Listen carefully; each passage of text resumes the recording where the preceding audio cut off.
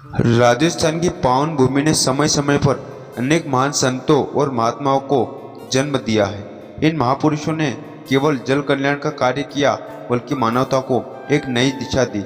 इन लोक देवताओं में सबसे प्रमुख और पूजनीय है बाबा रामदेव जी, जिन्हें राजस्थान में ही नहीं बल्कि संपूर्ण भारत और विशेषकर पाकिस्तान के सिंध क्षेत्र में भी अपार श्रद्धा और भक्ति के साथ पूजा जाता है। बाबा रामदेव जी को हिंदू धर्म में एक अवतारिक पुरुष माना जाता है और मुस्लिम समाज में उन्हें राम सा पीर कहा जाता है। उनके जीवन में अनेक चमत्कार, करुणा, संभाव और सेवा की मिसालें देखने को मिलती है। यह कथा उन्हीं के जीवन की पूर्ण झांकी प्रस्तुत करती है। बाबा रामदेव जी का जन्म विक्रयी संवत 1409 में राजस्थान के पोखरण जिला जैसलमेर के पास लूणीजा गांव में हुआ था। उनके पिता का नाम राजा अजमल सिंह तंवर, जो तंवर वंशी राजपूत थे, और माँ का नाम था मेणा देवी। राजा अजमल सिंह एक धर्मनिष्ठ, न्यायप्रिय और तपस्वी राजा थे। कहा जाता है कि राजा अजमल सिंह ने कोई संतान नहीं थी। संतान प्राप्ति के लिए उन्होंने अनेक धार्मिक अनुष्ठान किए, तप किया और अनंत उन्होंने भगवान कृष्ण से पुत्र रूप में अवतार लेने की प्रार्थना की। भगवान ने उनकी तपस्या से प्रसन्न होकर वरदान दिया कि वे सभी उनके घर पुत्र के रूप में जन्म लेंगे। इस वरदान के फलस्वरूप बाबा रामदेव जी का जन्म हुआ। कहा जाता है कि उनके साथ एक बड़े भाई विरमदेव का भी जन्म हुआ था। जन्म के समय ही अनेक अलौकिक घटनाएं घटित, जैसे आकाश से प्रकाश फैल गया, पशु पक्षी आनंदित होकर नृत्य करने लगे और गांव में सुख शांति छा गई। रामदेव जी का बाल्यकाल अत्यंत दिव्य और चमत्कारी था। बचपन से ही उनसे में एक साधु जैसी गंभीरता और आध्यात्मिकता दिखाई देती है। जल की धार फूटना, एक बार गांव में पानी की भारी कम हो गई थी। बाबा रामदेव जी ने अपनी लाठी से जमीन पर प्रहार किया और वहां से मीठे जल का झरना फूट गया।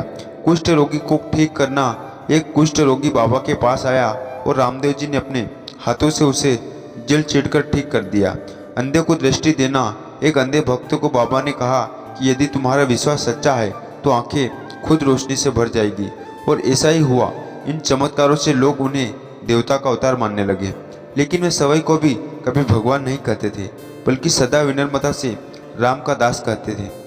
बाबा रामदेव जी का सबसे बड़ा योगदान सामाजिक समरसता की स्थापना था। उस समय समाज में उच्च नीच, छुआछूत, जात पात का बोलबाला ना था। बाबा ने इस कुरीति का तीव्र विरोध किया। उन्होंने कहा, कोई छोटा नहीं, कोई बड़ा नहीं, सभी राम के बंदे हैं। उन्होंने समाज के वंचित वर्गों को मंदिर में प्रवेश दिलाया, उन्हें भोजन कराया और अपने दरबार का स्थान दिया। यही कारण है कि आज भी दलित, पिछड़े, मुस्लिम, सिख सभी समुदायों के लोग बाबा को समान श्रद्धा से पूजते हैं। बाबा रामदेव जी के जीवन की सबसे खास बात थी उनका हिंदू मुस्लिम एकता का प्रतीक बनना।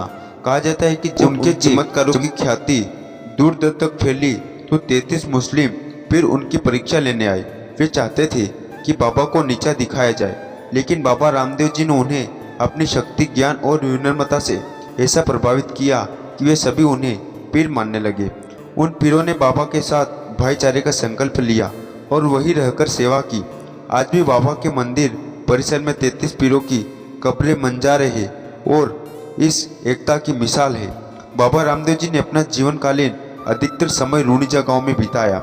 वहीं पर उन्होंने लोगों की सेवा की, गरीबों को अन्न दिया, रोगियों को उपचार दिया और जातिवाद को तोड़ने का कार्य किया। उन्होंने एक छोटे से मंदिर की स्थापना की जो बाद में रामदेवरा मंदिर के नाम से प्रसिद्ध हुआ। लूणीजा रामदेवरा के नाम से जाना जाता है और देश भर के श्रद्धालु वह हर साल भादवा मेले में आते हैं। जब बाबा रामदेव जी को आभास हुआ कि उनका कार्य पूर्ण हो चुका है तो उन्होंने जीवित समाधि लेने का निर्णय लिया। यह घटना विक्रमी संवत 1442 में हुई। उस समय उनकी आयु लगभग 33 वर्ष थी। उन्होंने अपनी सभी अनुयायियों को बुलाया और कहा, शरीर नश्वर है लेकिन सेवा और प्रेम अमर है। अब मैं अपने शरीर को त्याग कर सदा के लिए अपने भक्तों के हृदय में निवास करूंगा। उसके बाद वे ध्यान में लीन होकर समाधि में बैठ गए। भक्तों ने देखा कि उनका शरीर धीरे धीरे शांत हो गया और वे इस संसार से चले गए। उनकी समाधि आज रामदेवरा मंदिर में स्थित है, जहां लाखों लोग मन्नत मांगने और धन्यवाद कहने आते हैं।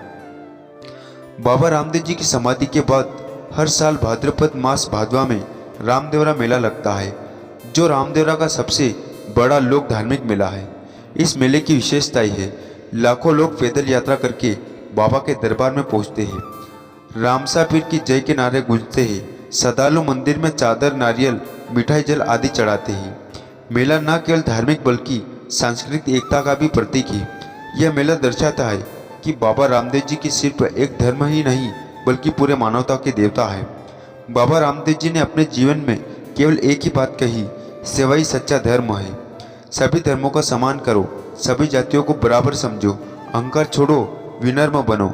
सच्चे मन से भी जो भी मांगा जाए रामदेव जी पूरा करते हैं। उनकी यही शिक्षाएं आज भी उतनी प्रासंगिक है जितनी उस समय थी।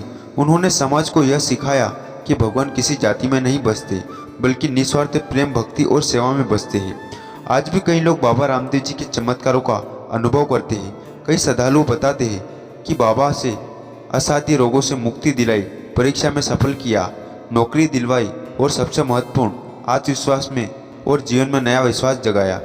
बाबा के भक्तों का मानना है कि अगर सच्चे मन से कोई प्रार्थना करता है तो बाबा उसे जरूर सुनते हैं।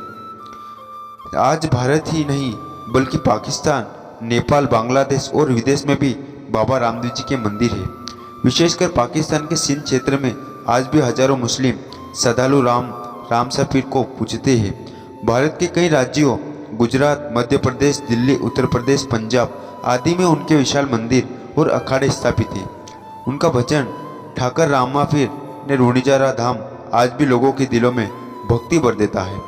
बाबा रामदेव जी ने ना तो किसी एक धर्म के थे ना किसी एक वर्ग के, वे उस भावना के प्रतीक है जो इंसानियत को जोड़ती है। उनकी कथा केवल चमत्कारों की नहीं बल्कि करुणा, सेवा और समानता की है। वे आज भी हमारे बीच जीवित है, हमारे विश्वास, भक्ति और मानवता के रूप में। अगर आपके जीवन में कोई कठिनाई है तो एक बार रामदेव जी के नाम से प्रार्थना कीजिए, वह नाम हर दर्द में दवा बन जाता है। तो दोस्तों, आज के वीडियो बस यहीं समाप्त करते। आप कमेंट में जय श्री रामदेव जरूर लिखना और ऐसे वीडियो देखने के लिए हमारे चैनल को सब्सक्राइब जरूर कर लेना।